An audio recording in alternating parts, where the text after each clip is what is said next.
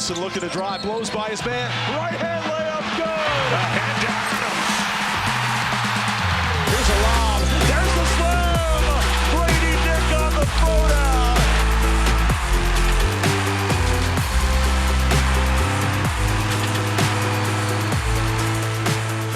Well, here we are for another edition of the Jayhawker Podcast. March Madness is upon us. I am Greg Gurley along with Wayne Simeon.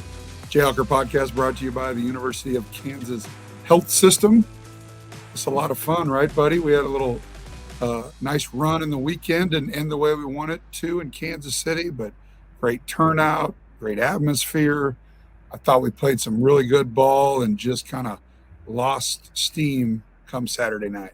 Yeah, it's that special time of year, March Madness that everyone loves. The madness has already started, obviously, in conference tournaments and the selection shows and a lot of controversy and hot button topics throughout the weekend and into Selection Sunday. And so here we are for another exciting one. Let's stick with the Big 12 tourney before we get to the madness that is the field of 68 and everything that went on yesterday, as you referenced. A lot to absorb that we saw in the selection show. But, as we look at coming off a loss last Saturday or 2 Saturdays ago in Austin, had some concerns, but I don't think they were big concerns because I don't think we put our best foot forward against Texas. And they did, is what it is. We come back out, do a nice job against West Virginia, and then against Iowa State, we do a really nice job because, as we know, they show up in Kansas City. They like to get the heck out of Iowa and get to Kansas City. They take over downtown. Our fans kind of go back and forth. Not a whole lot of campers down there that just hang out, but, man, those Iowa State people, they go through some beer down there in Westport and Power and Light, and it wasn't. I'll give our fans credit, though. That crowd, it was more Jayhawks than there were Iowa State. I know that sounds crazy that we're even saying that because, yeah, we're here. Our biggest alumni base is in Kansas City, and theirs is 3, 4, 5 hours away. But we know how they travel. They've had a good year. But, again, I'll give our guys, our fan base credit. They showed up in a big way. Yeah, they really did, man. That was such a fun environment there in Kansas City. They do a great job with the tournament. I can't think of a better place in Big 12 country than Kansas City to be able to host it. And it has nothing to do with the proximity to Lawrence, but just the setup with the T-Mobile Center, and it still has this nice shine from it. And then the Power and Light District, which is great right there across, and then Municipal Auditorium, just a couple blocks away, which, you and I will agree that is pretty outdated, but it is pretty exciting to have both the men's and women's tournaments running side by side. And, man, that environment on Friday night with KU versus Iowa State was probably one of the best I've seen in the T-Mobile Center. I actually prefer that Iowa State go deep into the Big 12 tournament for the reason that you just mentioned, because they travel so well.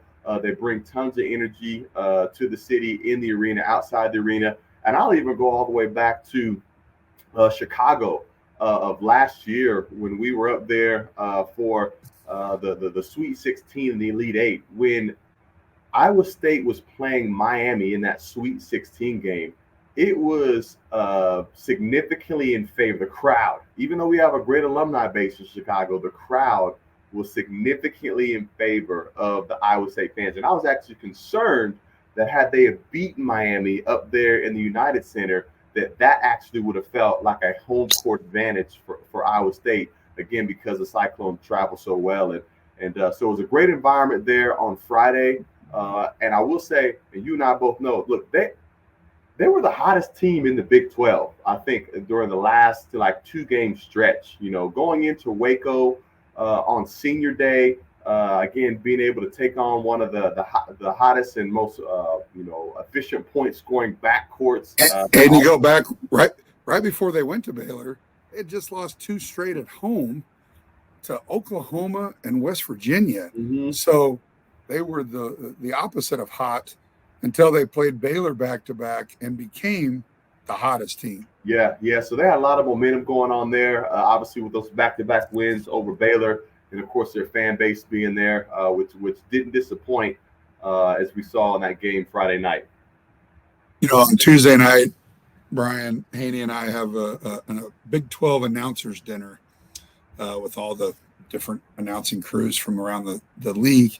And you brought up Kansas City and how great of a job they do. Kathy Nelson at the Kansas City Sports Commission and everyone involved in putting on the Big 12 tournament and then NCAA regional here in a couple weeks.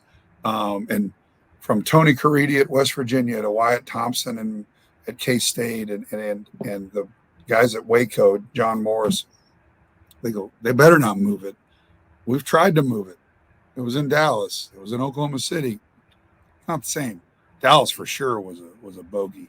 Oklahoma City was okay. There's just so much going on. Our city embraces it. You talk about Iowa State. It's a lot easier to drive from Iowa to Kansas City than it is Iowa to Dallas. And they're a fan base that travels, but you're gonna shave off some of those people if you move it. So not that I even think they're gonna move it, but hopefully we put on a good enough show for our new commissioner, even though the weather sucked. He's probably it was freezing last year too. True, but this was his first year of it. He brought in one of your favorite musical guests, Fat Joe, and then Shaquille O'Neal was doing his thing in the Power and Light. So he's trying to mix it up. There was definitely some media members that were upset because they sold courtside tickets instead of the 2 rows of press row on the floor. They moved a lot of the print and internet reporters up to the so-called hockey press box, which is in the ceiling essentially. And so that didn't go very well, but the fan bases that got to sit in those seats really enjoyed it, got a much different view of closer to the action. So, we take care of business against Iowa State and Kevin, who was limited in that game, it was a jump ball or whatever. And he tweaked his back and they thought it was the best precautionary move which I agree with.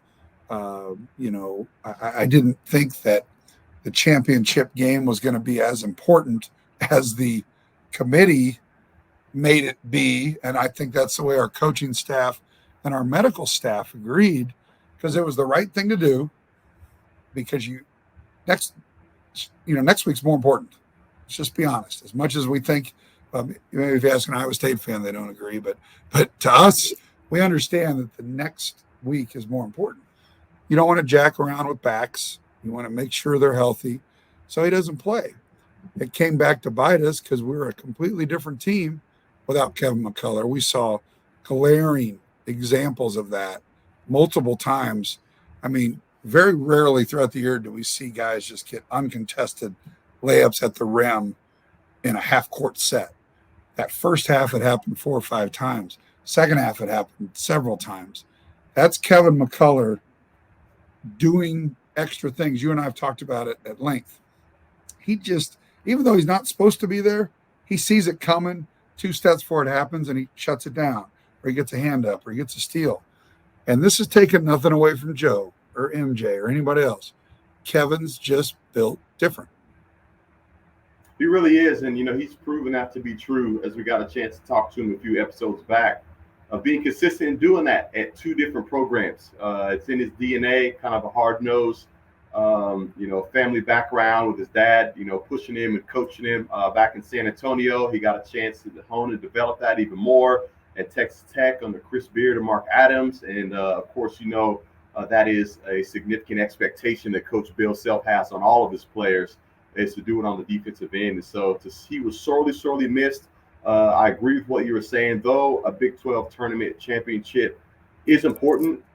It's a very difficult thing to do. I mean, 3, maybe even 4 games in 4 days. Like, it's one of the most difficult things to do in college basketball. You're competing for a championship, so obviously everybody wants to be able to have that opportunity. You get to cut down nets and have the confetti fall on you just like you do at the end of April. So I don't want to minimize the importance of the Big 12 tournament or guys' desire to compete in that.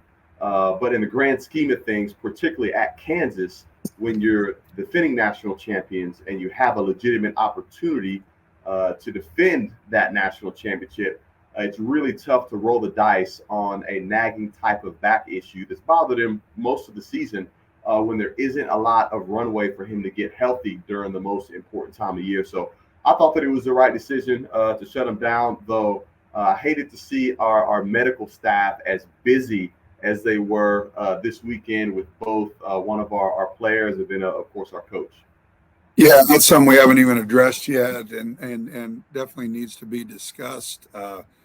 Coach Self, as the world knows, was dealing with some stuff all weekend, was unable to coach, and I just was able to visit with him.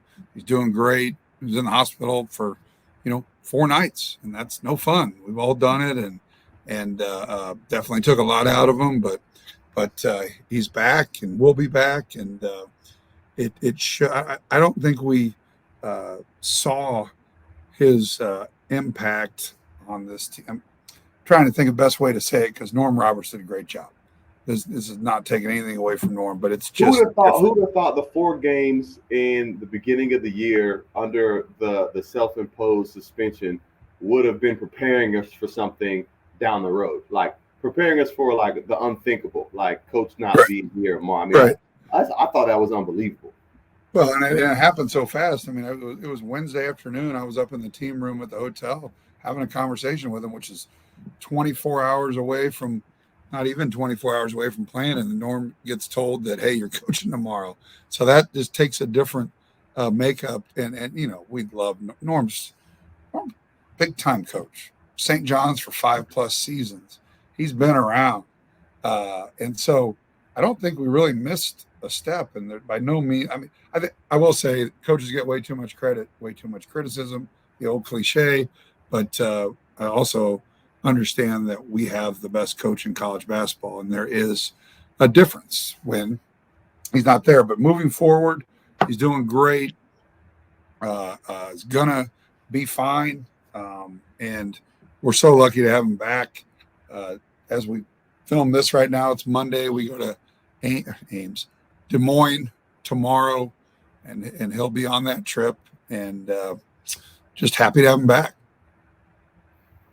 Yeah, certainly. It could have been worse. And it's interesting that kind of a movie that you and I grew up watching, and we joked a little bit about it. Major League, when they had their skipper go down, and a lot of it had to do with the stress concerning being a Major League Baseball manager, and just the scene of him being holed up in the hospital, undergoing some heart recovery, but sneaking in the little transistor radio to be able to listen to the game there, and having him jump up and down on the bed, and the nurses coming in there trying to calm him down. That was the imagery that I had in my mind during all 3 of our games there in Kansas City as Coach was recovering. I don't know if that was the case or not, but I kind of got a chuckle out of thinking about that in my head. Or kind of also like, remember Dennis Hopper and Hoosiers when he went nuts when they won the state championship? Oh yeah. They brought him in, put him in both classic sports movies, man. Put him in a straitjacket or whatever they did. But huge piece to our puzzle as we move forward into March, deeper into March. Now that the Big 12 is, one last note on this. I'll tell you, it was interesting. After I go back and do the interview with Norm Roberts after the Texas loss, I go back out. It's probably, 30 minutes after the game. Texas was still out there. Their entire team, their entire staff was out there on that podium in an empty T-Mobile Center taking pictures of about everything you possibly take pictures of. And I guess this is kind of on my part, I guess a little bit of a dig is like, we've done this so much that we celebrate, take pictures, but you get out of there to get going. But I don't know, just an observation that I noticed as I went back out there to do a segment with David Lawrence. Yeah, no, it is. And I don't fault them for that. No. It is a special accomplishment. One that I've never even gotten a chance to experience, even on the good teams that I was on. I'm not You sure. never won a Big 12 We never tournament, won a Tyler? Big 12 tournament. Yeah, we never won a Big 12 tournament, and so I get them. Obviously want to celebrate that. And, it's interesting, and let's tip our hats to them. They handed it to us Yeah. on Saturday. They gave us all we wanted, and then some. It's interesting to me that even as T.J. Warren, or I'm sorry, Rodney Perry's done a great job in leading that group throughout this year in absence of their head coach. He still isn't considered a front runner for that job. And I'm sure that is motivation for him and those guys that he's coaching to be able to step up and to give a little bit more, to have a little extra chip on their shoulder, or to stay a little bit longer in the T-Mobile Center and celebrate and enjoy that moment, because they don't know what the future looks like for him as head coach. So I don't necessarily fault them for that. It is interesting, though, the more successful he is, the more difficult he's making it on the UT administration to go and find someone else, because clearly, as you look across the college landscape, and this is a time that's really interesting for guys like you and I, because not only are we watching the day-to-day action on the court, but we're also following the coaching carousel. All right. I mean, tons of jobs, good jobs opened up over the weekend. Some are actually being filled today. But of course, the one that a lot of people have their eye on is that Texas job, is now the Texas Tech job. What type of domino effects is that going to have across our league and across the entirety of college basketball? So to me, that's as entertaining as anything. And I'll preface, you can say it's entertaining when you certainly know that you got your guy in the right seat who's there for a long time, like we have the luxury of having it in Coach Self. But it is interesting, and I wouldn't be surprised if that was a big factor and player in how well Texas is playing, and even extending those celebrations at the T-Mobile Center in Kansas City after that tournament championship. I tell you what, I don't know Rodney Terry, met him a couple times, but I give him a ton of credit. Number one, taking over a job in November isn't easy. He took over an extremely talented team, but that can go one of two ways when they're met with adversity, and he's done an unbelievable job. And I don't know if you caught his interview after they won. First thing out of his mouth was a message to Bill Self, which to me shows you how much Bill is respected in our league. Bob Huggins, TJ, then Rodney Terry. I mean, they just won the Big 12 tournament, pretty much solidified a 2 seed, long shot for a 1 seed. And the first thing out of his mouth was, hey, we just want Bill to get better, on and on and on. I thought that was really cool. And you're right. He keeps winning. And if they don't hire him, it's going to be a very interesting offseason for him. And is he retained or what? I mean, I don't know what else you could ask him to do. I mean, they were right there in the toughest league in America. And another thing, after we lost, I was on that Crimson and Blue Line show post-game show with David Lawrence and Sean Kellerman. And people were calling in and they were just talking like, just couldn't believe that we got beaten the way we did. And granted, it was a little higher than I thought, the deficit. But guess what? Texas has good players. They're really good. We're good. We got beat, and we didn't get beat by 20s was a lot, but we're right there. Things don't go our way, partly self-induced, but most of it was them. And that's a good basketball team that made a lot of shots. Yeah, certainly a good team to keep an eye on during the big dance. And I don't know, how about you, Greg? Are you like me and maybe some others that once the field is set for the NCAA tournament, you turn into a cheerleader for teams that are coming out of the Big 12, or is it KU only, or what is kind of your sentiment there? I like to cheer for the Big 12. I like to see them take some big and deep tournament runs. Well, that segues us into our conversation at lunch. Big 12 prowess. All they talked about was how good the Big 12 was. I'm a firm believer in. I want to see anybody in the Big 12 win when they don't play us. I want to see us legitimize our league. I want to see deep runs by multiple teams. And if we face one of them, I want to kick them. I want to kick them while they're down. I want to win, just like you do. But for us to pound our chest about our league and the quad ones and all that, best league in the last 20 years, like we heard Dick Vitale say, we need to back it up.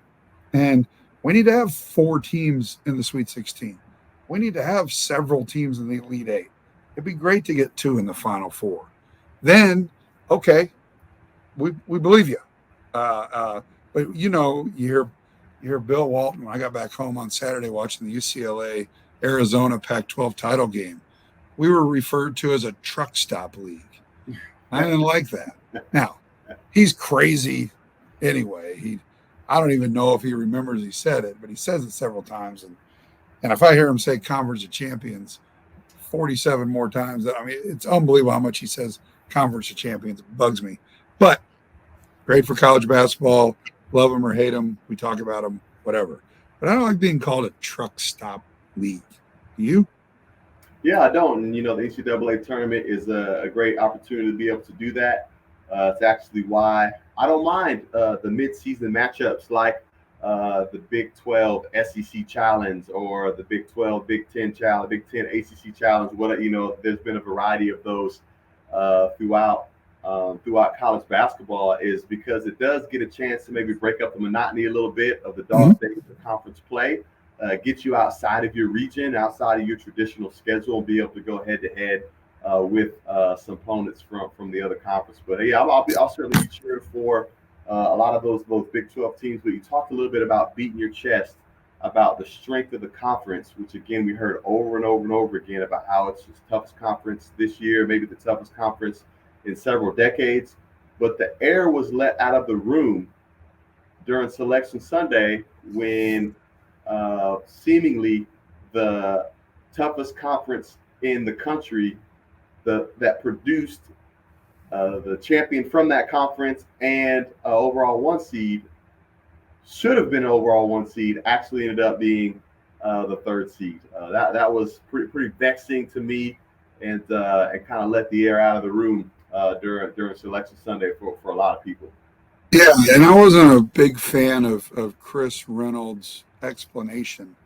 I don't know if he was prepared for that question, even though you would think he would have been prepared for that, because everybody, even not just Kansans, were saying that Kansas was the overall number 1 seed. And then to have the weekend that we had, I don't necessarily fault them for putting Alabama number 1 overall. It makes sense. I get it. If we got beat lost our last 2 games at Texas in a bad way. I get it. Last 2 times we played Texas. But not to be, once they put Alabama in the South, which was Louisville, you and I were texting before they made the announcement, like, all right, looks like we're in Kansas City, and we obviously jinxed it. You look at the numbers. We're comparing ourselves with Houston. Our record, 27-7. Their record, 31-3. Okay. 4 less losses, 4 more wins. I get it. American Conference versus the toughest conference in America. Their net ranking was number 1, and we were number 9. So obviously the net meant more to the committee. But the thing that everybody talked about all year was what? Quad 1 wins. 17-7 for Kansas. 7-2 for Houston. And then the one thing that we never talked about was what? The combination of quad 1 and quad 2, which he brought up, which Houston had more combined. We only had 4 quad 2 games. So I'm not super smart, but I would think 17 quad 1 wins versus 7 is better than the combination of quad 1 and quad 2. Am I being dumb here? Yeah, well, I mean, it's certainly a head scratcher to those. I'm sorry. One last thing. Strength of schedule, Kansas, number 1. Houston, 96. What was that again? One to what? 96, 4 less than 100. I was just making sure that I heard you correctly. That's pretty staggering. And again, a head scratcher from all those metrics that are thrown out there. Another explanation that was just as confusing was quality of losses. Have you ever been awarded anything for your quality of loss? Like in second grade, we'd get like a Sunday or something if we lost by less. Yeah, I don't know if that's the Book It Club personal pan pizza participation trophy type deal, but and to think about that is, so your number one overall seed Alabama, I don't really have much of an argument with, but what did they do on January 28th? They played at Oklahoma and lost by 30. A non NCAA tournament team that got, I don't know what place they ended up, but not in the top 7. They were 8th, I think they were 10th actually. Beat them by 30. 30. So that's where I thought both sides of his mouth, they were kind of talking like, God, did somebody prep this guy? Well, it's just pretty frustrating in the sense that everything that was discussed all throughout the year, all the metrics that you talked about, seemed not to carry the type of weight that they said they would. So I'm done with metrics from now till the rest of time. I'm not really going to be interested in following. I thought you were a big time analytics guy. You're not. I tried not to be, but when a lot of folks wanted to make it talking points throughout most of the college basketball season, I started to pay attention and to give some credit towards that. But as it pans out during selection Sundays for both the men's program and our women's program, it's not all that it's cracked up to be. That's for sure. So what it's going to do, it's going to encourage schools to do what? Not lose by a lot, I guess. So you don't play as good at teams, right? So you schedule the 96th ranked schedule, win all your games. And if you lose, you wouldn't lose by much because you're not playing as tough a schedule. So going to go completely against the metrics. Now, we can debate this forever. It's not worth it. At the end of the day, we're a 1 seed. This right here is the most, and we say this all the time. You got to beat good teams to advance. You got to beat good teams to win a national title. I get it. What did I text you last night? I'd rather be pissed off and play with a chip on my shoulder than be comfortable. If we would have been in Des Moines, you like that, it's fair. If we would have been in Des Moines, which we're going to be in Des Moines, it's a 3-hour drive down and back, and then it'd be a hour drive to Kansas City. We're comfortable. We have more distractions. Not to say Vegas doesn't have distractions, but not as many, with just ease of getting there, our donor base. Vegas, we're going to be more of if we were to be fortunate enough to win a couple games, we're going to be a group. There's going to be 500 of us or 1,000 of us. A bunch other than outside of Kansas City would have been, comfort. So I like pissed off. I like chip on your shoulder. I like uncomfortable for us to play.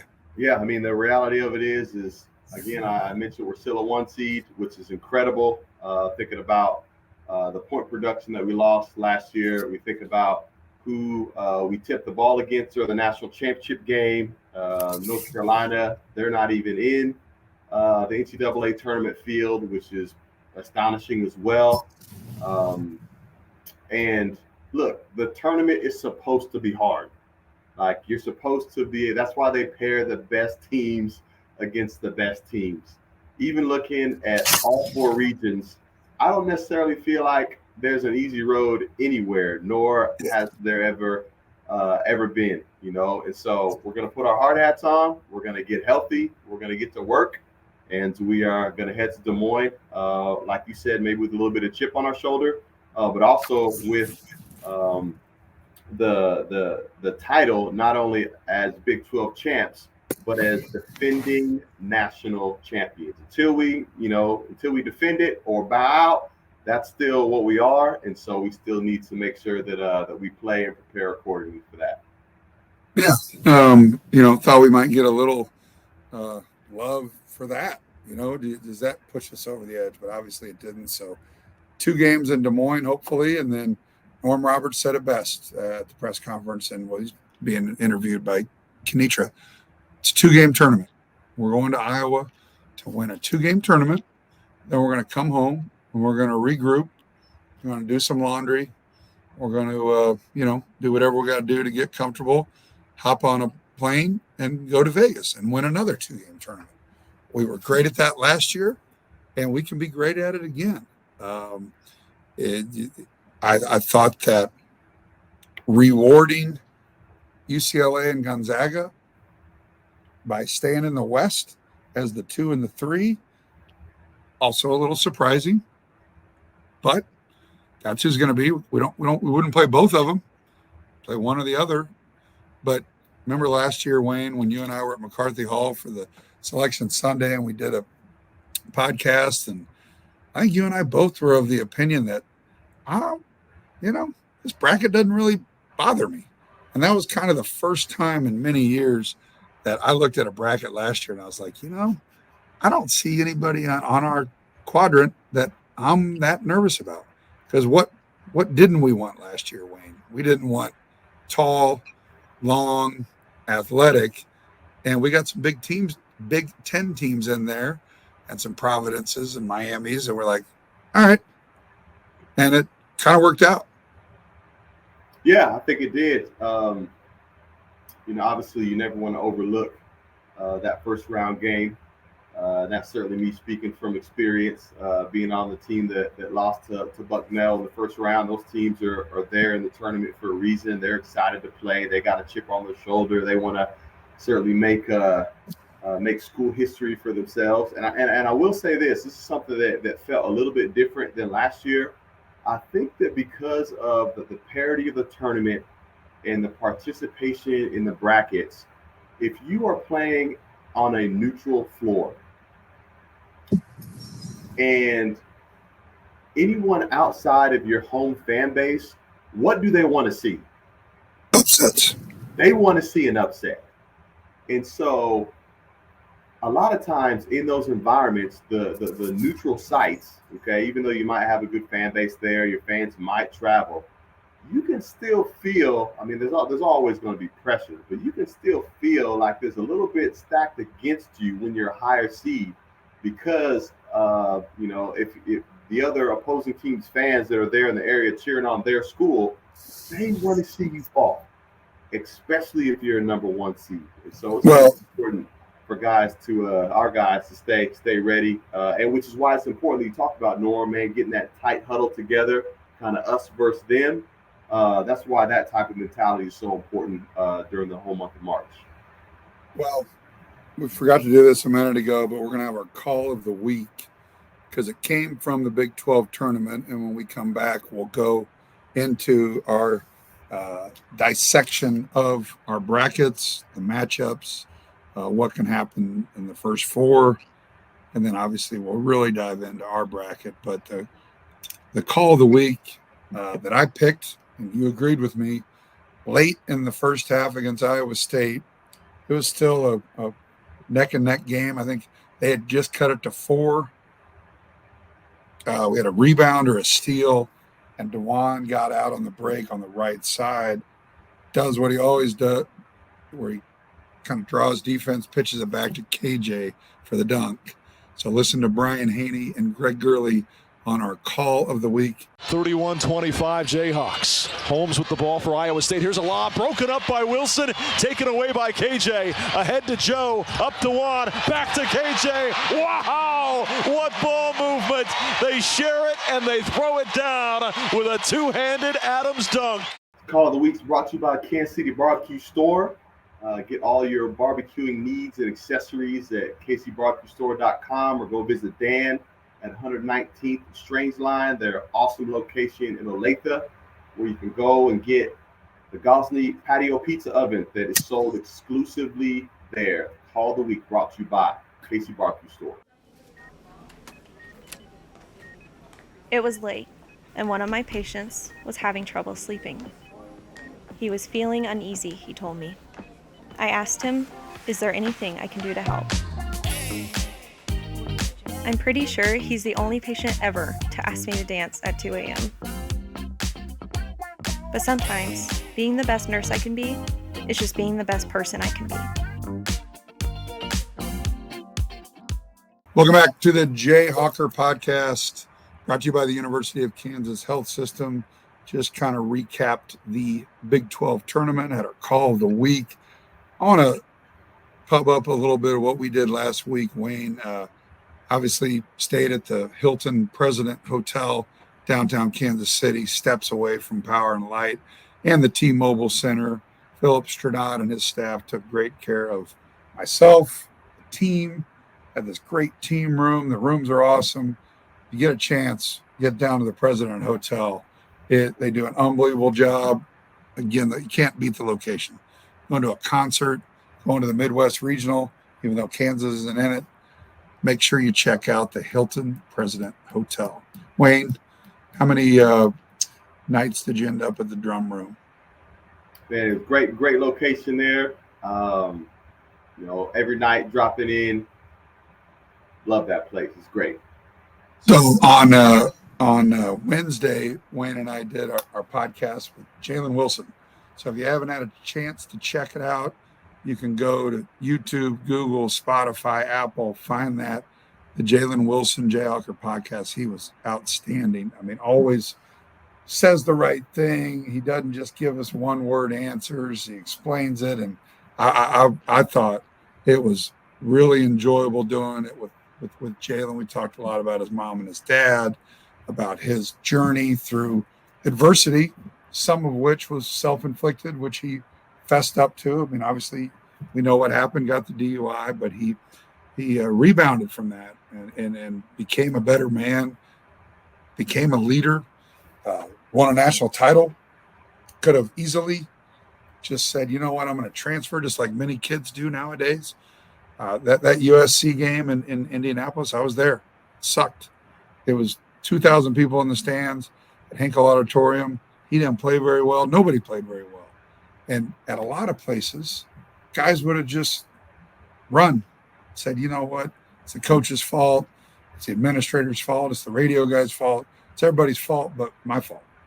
And he kind of looked in a mirror, tested the NBA waters as he should, came back, and the next year won a national title. Was a leading scorer in the national title game. So check that out, Jayhawker Podcast with Jalen Wilson on wherever you get your podcasts. NCAA Tournament, field of 68, tips off, kickoff, I guess, Tuesday, first four, Arizona State, Nevada, Texas Southern, Fairleigh Dickinson. Excuse me, am I doing this right? Yeah. Mississippi State, Pittsburgh, and Texas A&M, Corpus Christi, and Southeast Missouri State. So check those out, and then, we can kind of not gloss over, but we know the one seeds, Alabama, Houston, Kansas, and Purdue. I think we'll start with Alabama. Did you get a chance to watch their SEC title game? No, I didn't get a chance to watch the title game. I think I watched them play against Missouri that Saturday. And Missouri, who certainly improved. As difficult as that is for me to give them credit, but real basketball is being played over there in terms of and that's an example of an example of Dennis Gates and Jerome Tang take over programs that were bad. They're bad. Obviously, they fired their coach. Transfer portal, you can get better in a hurry. And both of those guys proved it. Dennis Gates just got an extension at Missouri. Hadn't even completed his first year, but obviously opened enough eyes and did a fantastic job. And he's a guy that's going to be around for a long time, because I think his buyout was like $25 million or something, the way I read it. And I would imagine our friends to the west of us are going to probably try to do the same thing with Jerome Tang, because as Wayne mentioned earlier, the coaching carousel, the dominoes that are falling right now, I mean, Patrick Ewing, Mike Anderson, Mark Adams, who knows about Texas? And then once somebody takes it, it keeps on tipping. It sounds like Chris Beard is going to get the Ole Miss job. It sounds like a few other guys are kind of set. Everybody's talking about Rick Pitino at Georgetown or St. John's. And so it'll be very, very interesting and something Wayne and I talk about on a daily basis, the domino that is head coaching. Yeah, it is. And we'll see how all that plays out. But again, it's nice to sit back and enjoy that when you're not in the coaching carousel. It can be dizzying and scary in a lot of ways. We've seen it on some other programs, but I'm glad. It probably won't hurt, and it probably won't affect us unless I would say one guy on our staff is a possibility, young up-and-comer in Jeremy Case. So keep an eye out for that. And Wayne and I, as much as we'd hate to lose him, we understand how good he is. It was a great hire. Bill brought him back into the fold, elevated him after Jerrance Howard left, and he's been awesome. I mean, Jeremy, if there's somebody out there looking to hire a guy that doesn't have any experience, what do we always say? You can't get experience until somebody gives you an opportunity. And that ain't going to be at Texas or Texas Tech, but it might be at a North Texas or a Stephen F. Austin or somewhere like that. You got to go cut your teeth somewhere and in order to get that next big job. And he's on the he's kind of down here as far as where he can go, but knowing Jeremy the way you and I both know him, he's destined to become a head coach soon and will be at an elite program, I think, in the next 6 to 10 years. Would you say that's a fairly accurate guess? Yeah, well, I don't know about the timeline and what that would look like, but I can certainly say that he's ready. One of the unique things about this place is that you don't leave a program like Kansas to go take a bad job somewhere else. You've seen it all across college basketball, that rearing up to bite people in that, where you leave a top program to take a lower level job, you're fired in 3 years, maybe less, and it's tough to get back into that. And so there's no need for him to be impatient in terms of that. Obviously you're getting the chance to learn under the best in the land. You're given plenty of opportunity here, but it's only a matter of time until he's going to be an incredible head coach one day. And you know what? You don't always need to have head coaching experience at a lower level to get a great job. I mean, we saw that in our conference just last year. Jerome Tang, who was a long-time assistant for Scott Drew, who was patient and passed up on many of mid-major jobs that came across his desk over the years, was waiting for that right one. And then next thing you know, he ends up becoming the Big 12 Coach of the Year during his first campaign at K-State. I think Jeremy has that type of upside, and we're lucky to have him. Because what does Jerome Tang and Dennis Gates have in common? They're great recruiters. When you're a great recruiter and you go take over a Missouri or a Kansas State where they have 2 or 3 scholarship players, when you walk in that door the first day, you can go out and use your relationships and say, all right, I got my button. I got my first job, and I want you to come play for me. So all the hard work that Jerome Tang did for 19 years at Baylor and Dennis Gates did under Leonard Hamilton is paying off because of their contacts. And Jeremy is as good as anybody, a people person that so. Anyway. I'd agree with that. I certainly wouldn't want to limit Jeremy's ability just to being a recruiter. I mean, he's a hell of a coach. I've seen him in scouting reports. I've seen him in late game situations. Even last year, he had the scout against Texas Tech in the Big 12 Tournament Championship. He had the Miami scout. He was a lead scout. Though all of the assistant coaches and Coach Self, has an involvement and a part to play in that. He had the Carolina scout, and so he's cut his teeth. And I think he's got a real holistic, repertoire when it comes to developing guys on the court individually with a position group. He works with our guards, obviously recruiting and bringing great talent in. But I think he's got what it takes, late game adjustments, in timeouts, in huddles. I think he's a pretty well-rounded candidate and not just limited to recruiting. I just wrote down something. Probably spelled it wrong. Holistic repertoire. Can you spell it? What are you, Pat Sajak? What's going on here? Holistic repertoire. I can't say it. That's great. That's great. But you're right. You're not wrong. So we brought up Alabama. As I look at the South, I I'd probably go chalk on that. The 1 versus the 2 in the Elite Eight, would be Arizona. If I look at stumbling blocks in the middle of that, Baylor's the 3 seed, and man, from what I've seen of Baylor lately, I don't know. I would have said maybe Creighton 2 months ago, but they don't seem to be finishing strong. So I think Alabama and Arizona, and Alabama has some dudes. They got length. They shoot a ton of threes. That's the only thing that worries me about Alabama. And they can shoot themselves into a game, and they can have one of those Oklahoma games where they shoot themselves out of it. So, but in the South region, I think I'd have to go with Alabama hopping out of that. What do you think? Yeah, I wouldn't go against you in that. And I love Nate Oates, man. He's a great coach, and obviously they have some dynamic players over there. Just I'm sitting here looking at their bracket. I think I'd agree with you in that. I'd take Alabama coming out of that region, but I've really got my eye on Charleston.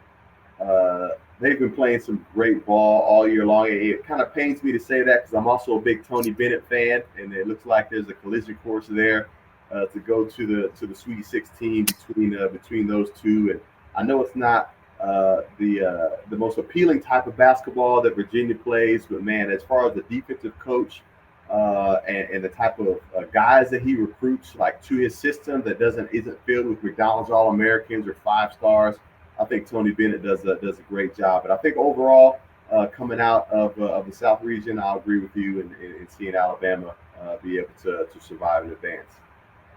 So as we go down to the East, which will play the South in the Final Four in Houston, Purdue, number 1 seed, I think well-deserving. I think we had 3 number 1 seeds set before the conference tournament. That 4th one was up in the air. It could have been UCLA or Arizona, whoever won the Pac-12, and then it could have been Purdue, which it was. And then Purdue ran through the Big 12 tournament, almost gave it away at the end. They've got one of the most interesting players in the country, and Zach Edey, who the second you meet him, you'll know that he's interesting because he's a massive human being. 7'4". I don't know how much he weighs, but he's thick and actually has really good touch around the basket. And he forces you into something that you haven't faced all year. Like I don't know how you change your defense against him because you can just throw it up. I mean, think about if we played him.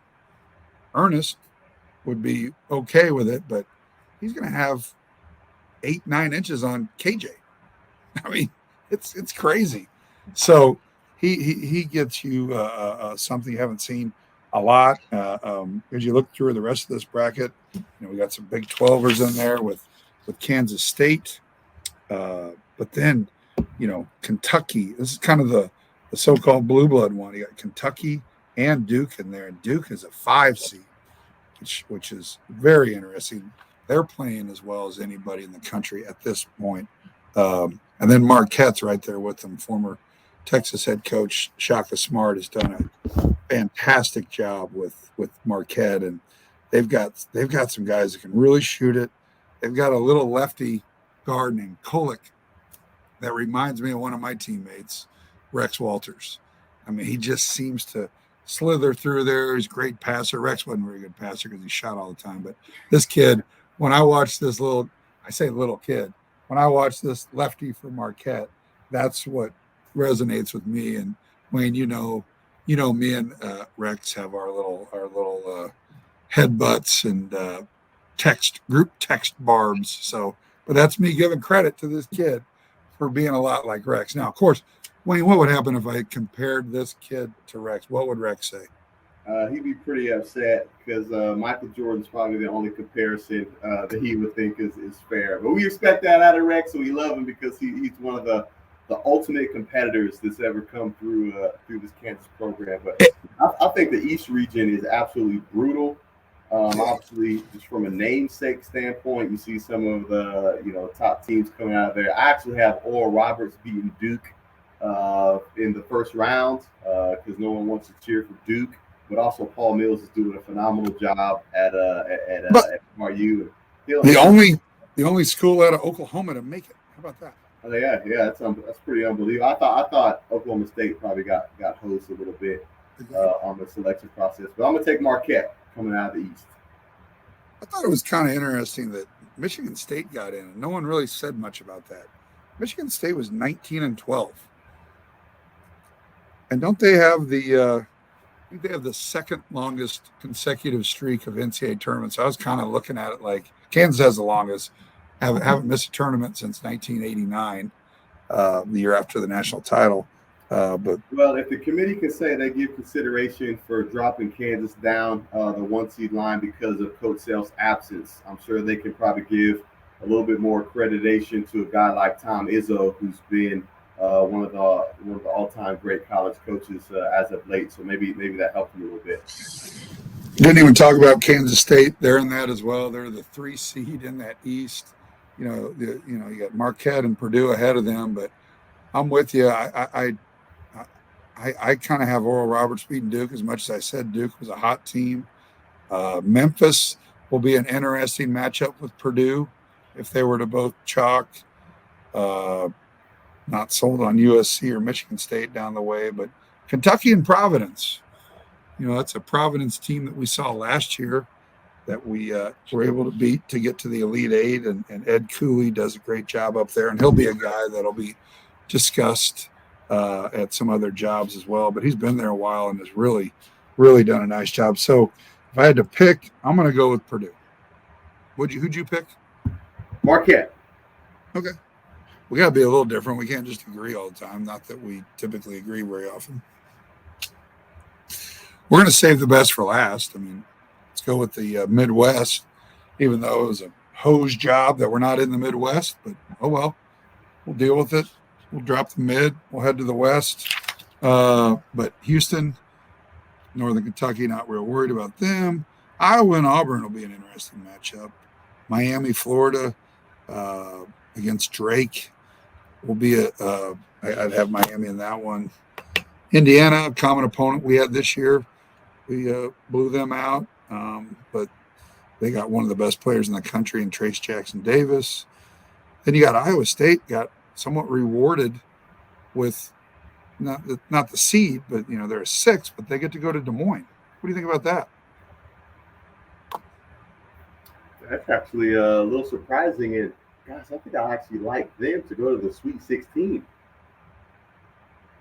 I think they're going to win that playing game with between Mississippi State or Pitt, and then they play the winner of Xavier, Kennesaw State. I got Kennesaw State winning that, and I got Iowa State. Let me ask you that, though. Why do you have Kennesaw State? They're a hot team as well. We were talking about players on earlier. Sharif Abdul-Rahim's little brother is down there, and he's been doing a great job. I actually started following Kennesaw State because Coach Fred Quarterbaum's son, Mason, actually went to school there last year. He's since transferred, but that's had me watching the Owls a little bit more closer. And yeah, they upset a strong Liberty team in their conference championship to be able to get them a bid. And so they're coming in with lots of momentum, and they're a real energized and athletic team coming in. So well, speaking of momentum and this matchup next, we look at Texas A&M and Penn State. A lot of people were upset at Texas A&M being a 7 because they played in the SEC championship game. But there's an example where they looked at a strength of schedule in the non-con because Texas A&M, number one, didn't play a very tough non-con and lost some games to some really bad teams. But turned out to where it's all – the question I would have for the committee is how much do you consider seeding lines when it comes to timing? Granted, something must have been going on. They weren't playing well in November. They lost to some bad teams. But they were playing as good as anybody in the SEC late in the year and into the tournament. Obviously, as they got to the championship game, ended up 25-9, but got a 7 seed. So that was a little surprising. And the team they're played in the Big X championship game, and they ended up being 22-13, but got a 10 seed. And Penn State can shoot it. And I don't know if they shoot it well, but they shoot it a lot. Yeah, it's tough for me to hitch my wagon to teams that are really really good shooters because it only takes one off night, especially in a neutral site, maybe in a gym that you have not played in. It's a little different during conference play. And so, as hot as Penn State has been from behind the 3-point arc, I think I'm gonna steer clear of them going a little bit too far into this tournament. You're going to take athletes over shooters. I think, and in that matchup, yes. Then the last matchup of that would be Texas and Colgate, and that's going to be my pick to make it to the Final Four. I think they're going to get Timmy Allen back. I actually think they play better without Timmy Allen. I think he's kind of a ball dominator, and he kind of slows them down. I thought their flow and their rhythm against us was a lot better without Timmy Allen out there just kind of pounding it and backing people down. I think it makes them stagnant, and they were just playing more of their three-man motion out top. And, we allowed them to have, 8 layups as opposed to Timmy Allen kind of clogging it up. Could completely be wrong. Maybe we just caught him on a good night, but I got Texas coming out of that. Yeah, I got Texas coming out of this region too, and I think Timmy Allen actually helps them. Ball dominant, yes. I think he adds a grittiness to him. Dude talks a lot of stuff. I loved every time that he's on the court. There's some chirpiness that goes on. About it's weird that you like guys that talk a lot, because you didn't talk a lot, mainly because Roy wouldn't let us. But no, I only fired unless fired upon, and I kind of had a unique trash talking flavor. I didn't necessarily give me an example. Well, I wouldn't necessarily direct it to guys. I would talk to a guy like Aaron Miles about the guy that was either guarding me or talking trash to me. You said it really loud. I really think 7 a good night, huh? I mean, this stuff like that. I don't need to get into that because that was years ago. It's about these guys now. But certainly have Texas coming out of this region.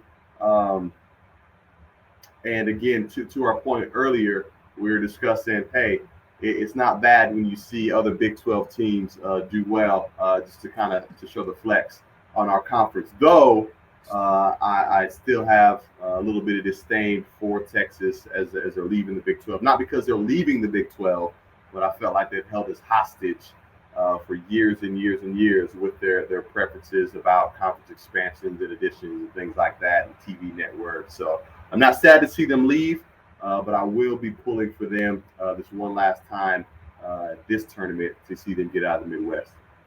What is it about teams that leave the Big 12 for the SEC that makes them win our conference tournament right before they leave and really pisses us off? Who else did that? Missouri.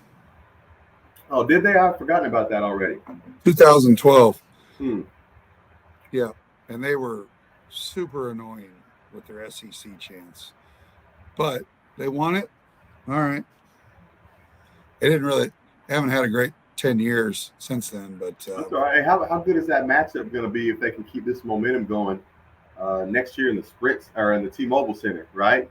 Yeah. When we play, I don't think it's the final installment of our home and away, but it's I think it's the third. Yeah, it is a third, but this one will be in a neutral site, and so that'll make it pretty good. I'm not sure if it's our season ticket or theirs.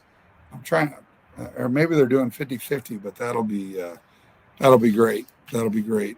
So far, Alabama, I've got Purdue, you got Marquette. We both have Texas.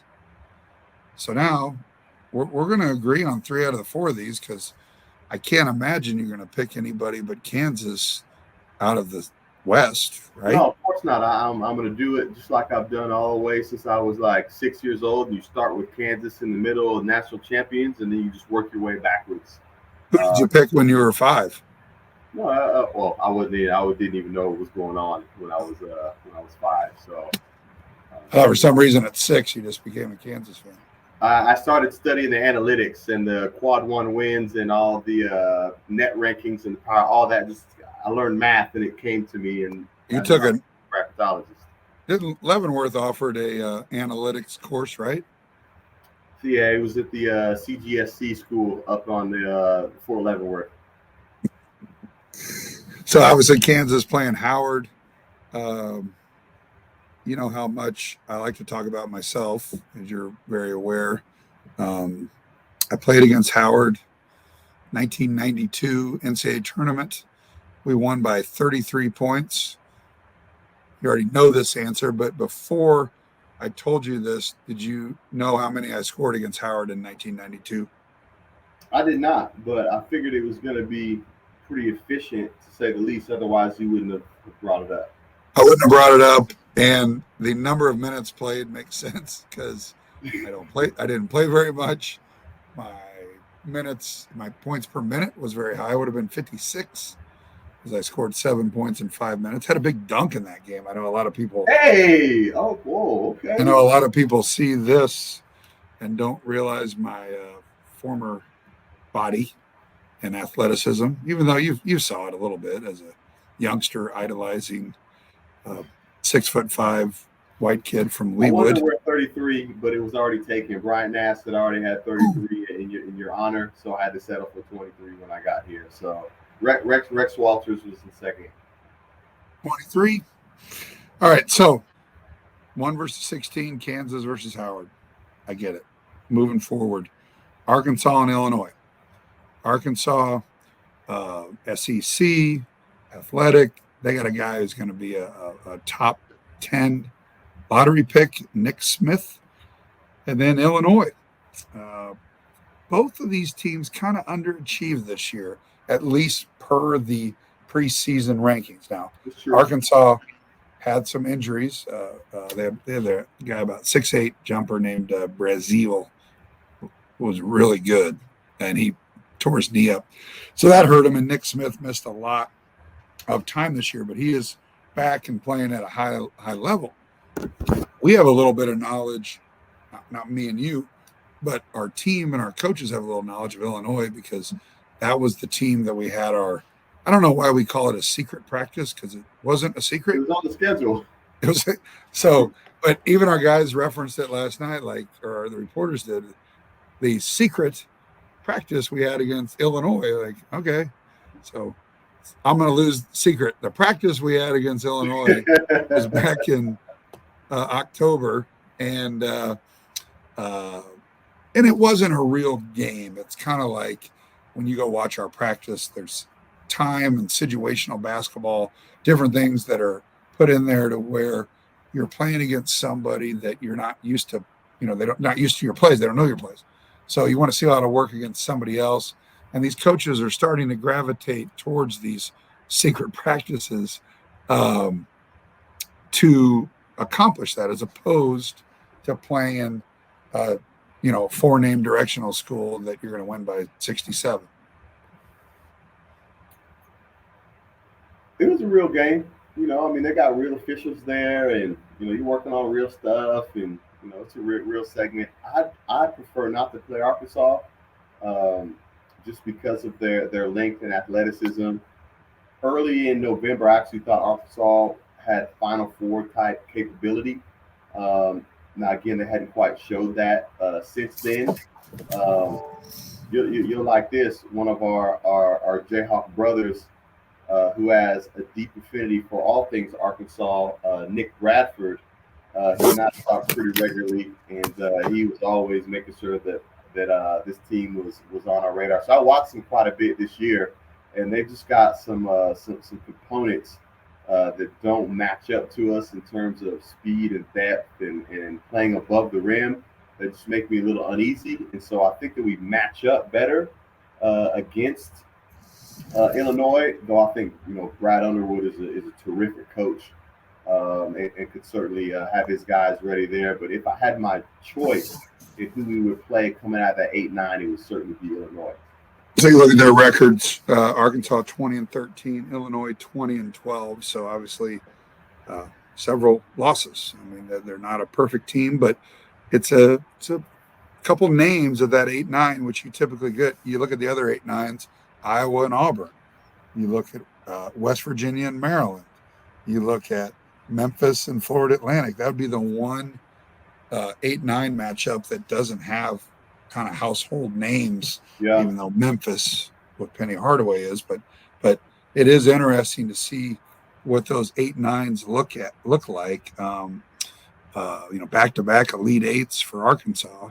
Eric Musselman has done a really good job down there, but hasn't quite gotten over the hump. But he's right there. And again, injuries hurt him as they were ranked pretty high. So that'll be we play at 1:00 on Thursday. That'll be right after our game. So I'm going to stick around and watch that with Wayne, and we'll take notes and have an adult beverage and watch some good basketball. Figure out who I'm assuming a win for us, but it's only happened once before. Find some wood to knock on, but that's the way it's going to look like in Des Moines in that 2-game tournament. And as you dig down in the bracket, St. Mary's and Virginia Commonwealth play on the other end, along with UConn and Iona, an Iona team coached by Rick Pitino. So you obviously know it's going to be quite a matchup for UConn. And, UConn's an interesting one. Man, I saw them earlier this year and they looked great. And then they went on a bit of a skid, but one of those 4 teams, if we were to get out of Des Moines, is who we would face. So St. Mary's West Coast Conference shared the league title with Gonzaga, and then UConn probably advance. Down below, as you look at the possibilities for an Elite Eight matchup, obviously UCLA is the 2 and Gonzaga is the 3. You got TCU in there lurking. TCU probably going to play Gonzaga in that second round game. That'll be one to watch. TCU almost knocked off Arizona last year, and probably should have. And then down below, UCLA and UNC Asheville. So Northwestern had a great year with Chris Collins. How do you look at the rest of this bracket? I want to say Gonzaga out of this, partly because one of Coach Self's former players and a dear friend of mine, Roger Powell's an associate head coach for the Zags, who's done a phenomenal job.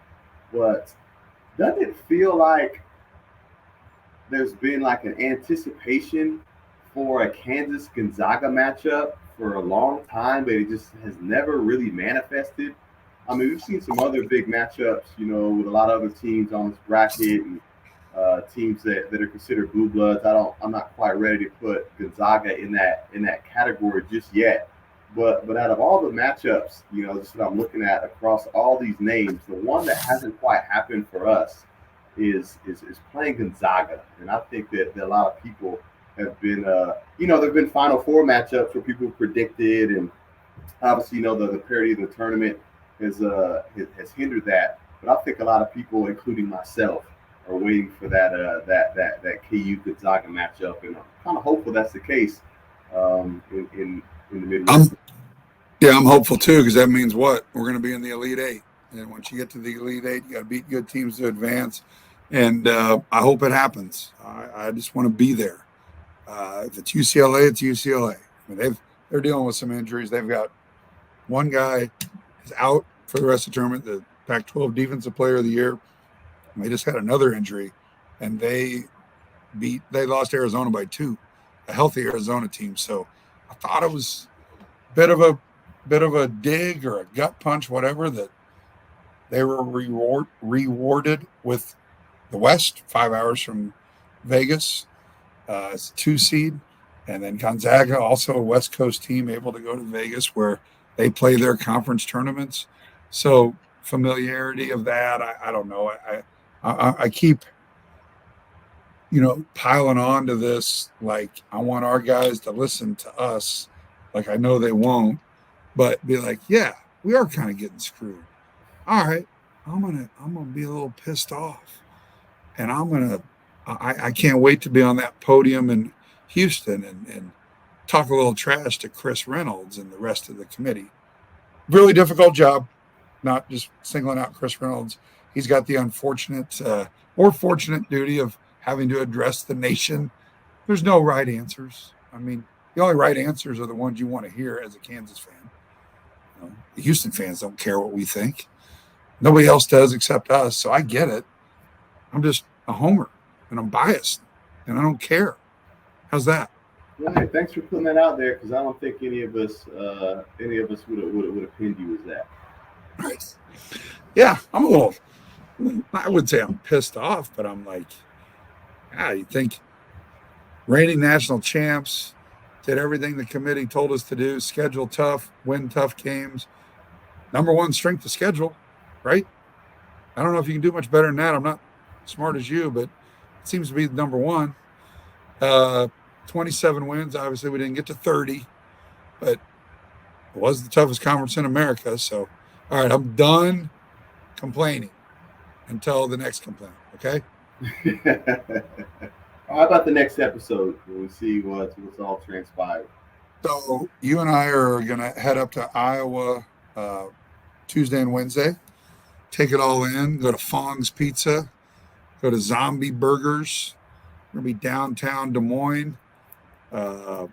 Check out all of our social channels, KU's social channels, for information about where fans can go to catch a glimpse of the team, the open practice. You can always contact me at the Williams Fund or Kansas Athletic Development. We got several names now, but I'm pretty easy to reach. Got a couple phones, a laptop, an iPad. Am I hard to find? And I'm pretty big. Usually hear you before we see you. Are you saying I talk a lot or I talk loud? You got a real distinctive voice that people love to listen to, and it's famous. That is so kind. Thank you, buddy. But final thoughts before we close up shop? Tournament is supposed to be hard, man. Let's go get it. First step, 2-game tournament in familiar territory, albeit Des Moines, outside of Ames. Texas is going to be in Des Moines. Iowa State's going to be in Des Moines. Obviously, big fan bases for Arkansas and Illinois. So it'll be a fun atmosphere. It always is. I think our guys are ready. There's no more excuses. And listening to Coach Roberts address the team after the Texas game, he made a great statement. He was very much like, hey, I'm disappointed. You didn't play well. We didn't play well. But you did accomplish a lot this year. And we're going to find out tomorrow, which was Sunday, that we're going to be rewarded for that success. We're going to be a 1 seed. I don't know where we're going to go, but you guys should take pride in that. I want this to sting a little bit because we lost, and we lost in the way we lost. But there's much bigger things to accomplish. And I thought it was a great message. And he built them back up because, when you lose like that, you're in the locker room kind of just chin down, and he built them up and just said, hey, let's say nice things about Texas.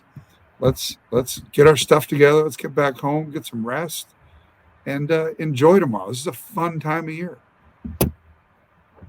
You had to do that several times, obviously, because you never won the Big 12 tournament. It was always the best year we had in my 4 years was when we went to a Final Four, and we lost in the semifinals to Kansas State. And it was a gut punch. We were the better team, and we lost. And we ended up being a 2 seed. But we were able to utilize that and we had a couple of, Bill does it differently than Roy, as you know.